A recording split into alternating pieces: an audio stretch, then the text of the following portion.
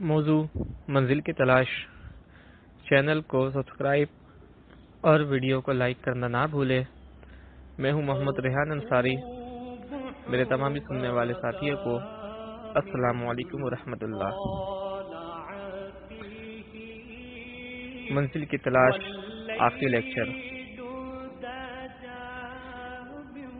منزل کی تلاش اور کامیابی حاصل کرنے کے لیے جدوجہد لگن کے ساتھ ساتھ انسان کو صبر و تحمل کا بھی مظاہرہ کرنا یہ اس کے لیے بہت اہم ہے۔ ہمیں ہوتا یہ ہے کہ ہم اگر کامیابی کے سفر پہ گامزن ہوتے ہیں، اپنے منزل مقصود کی جانب بڑھنے لگتے ہیں، تو ہمیں صبر اور تحمل کا جو دامن ہوتا ہے وہ ہم سے چھوٹنے لگتا ہے۔ تو میرے دوستو، اگر صبر و تحمل کا دامن آپ کے ہاتھ سے چھوٹنے لگے تو پھر اس بات کو آپ جان لیجئے کہ منزل مقصود تک پہنچنے کے لیے پھر آپ کو بہت سخت پریشانیوں اور آزمائشوں کا سامنا کرنا پڑے گا۔ وہ آزمائشیں، وہ پریشانیاں جو صبر کے دامن کو تھام کر کے آپ امتحانات ان آزمائشوں کا دے رہے تھے، اس سے بڑھ کر کے اب آپ کو امتحانات کا سامنا کرنا پڑے گا، آزمائشوں کا سامنا کرنا پڑے گا۔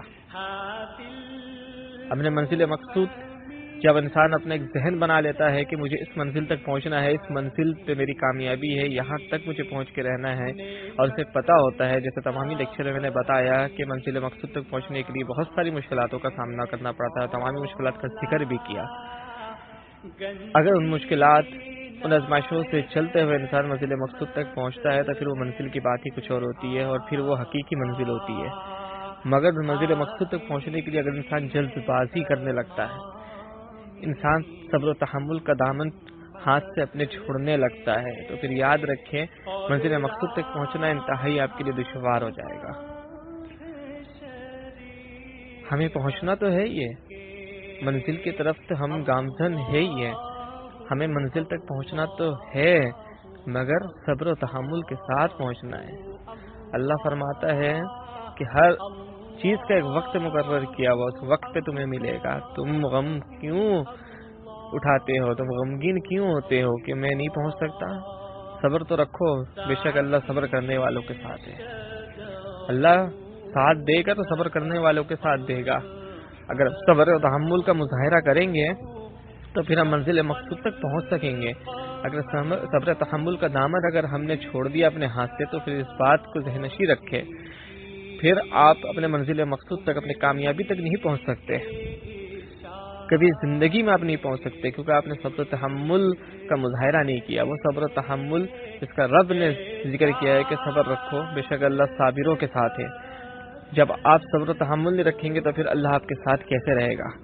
اور جس کام میں اللہ آپ کے ساتھ نہیں رہے، اللہ کا ساتھ آپ کے کاموں میں چھوٹ جائے، تو پھر آپ کس طرح اپنی کامیابی حاصل کریں گے؟ کس طرح منزل مقصود تک پہنچیں گے؟ پھر آپ کے لیے منزل مقصود تک پہنچنا سوا آپ کے لیے سنہرا خواب ہے، اور اس کے علاوہ کچھ بھی نہیں ہے، اور پھر آخر میں ناکامی آپ کا مقدر بنے گا۔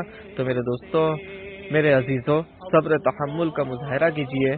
کسی بھی کامیابی کے لیے اب جب آگے بڑھے تو پھر اپنے ذہن میں اس بات کو ذہن نشین رکھے کہ مجھے صبر تحمل کا بھی مظاہرہ کرنا ہے، صبر کے ساتھ مجھے چلنا ہے۔ اگر میں صبر تحمل کا مظاہرہ نہیں کیا، میں صبر کے ساتھ اگر نہیں آگے بڑھا، تو پھر جتنی آزمائشیں، امتحانات تمام کو دے کر کے میں آگے تک پہنچا، تو پھر بھی یاد رکھیے کہ آگے آپ کی کامیابی نہیں بلکہ آگے آپ کی ناکامی آپ کا استقبال کر رہی ہوگی۔ تو دعا ہے کہ اللہ پاک جب منزل مقصود تک ہمیں پہنچائے تو کامیابی سے ہمیں پہنچائے اور ہمیں صبر تحمل کی نعمت سے نوازے۔ السلام علیکم ورحمۃ اللہ۔